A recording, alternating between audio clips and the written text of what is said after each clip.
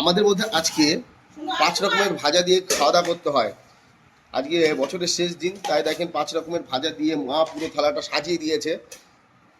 তো কালকে আবার নতুন বছর উদয় হবে, পয়লা বৈশাখ, বাংলার পয়লা বৈশাখ কালকে। তো তার জন্য দেখেন আজকের দিন পুরো, আচ্ছা ঠিক আছে দেবো। তো দেখেন কত সুন্দরভাবে মা থালাটাকে সাজিয়ে দিয়েছে, খুব সুন্দর লাগছে। আর সব পুরো নিরামিষ রান্না বান্না হয়েছে। আর ভাজা দেখেন কত রকমের ভাজা দিয়েছে মা, 5 রকমের ভাজা দিয়েছে, ডাল দিয়েছে। এখানে মা কত সুন্দর একটা পাতলা আমের ডাল বানিয়েছে। এটা কি ডাল দিয়ে বানিয়েছে মা? আম ডাল বানিয়েছে মা, বলে দিচ্ছে। এটা আমের টক বানানো হয়েছে। দেখেন কত রকমের ভাজা বানিয়েছে। আর এটা আম না মা?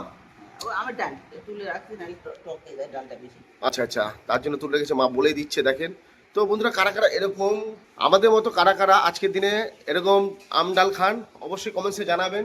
দেখেন আজকে আজকে সম্মান করে খাওয়া দাওয়া করতে হয় বন্ধুরা। আর কাককে ভাত দিতে হয়। কাককে ভাত দিয়েছো মা? হ্যাঁ, কলা পাতায় করে কাককে ভাত দিতে হয় না মা? তো কাদের মধ্যে এইসব নিয়ম আছে অবশ্যই জানাবেন। তো দেখেন আমরা দারুণ খাওয়া দাওয়া করবো। দেখেন তো বন্ধুরা, টাটা, দেখা হচ্ছে আবার আপনাদের সাথে পরের ভিডিওতে। ভিডিওটি ভালো লাগলে একটি লাইক, শেয়ার, কমেন্টস আর আমাদের চ্যানেলটিকে ফলো করতে ভুলবেন না। তো মা সব কিছু বেড়ে দিয়েছে।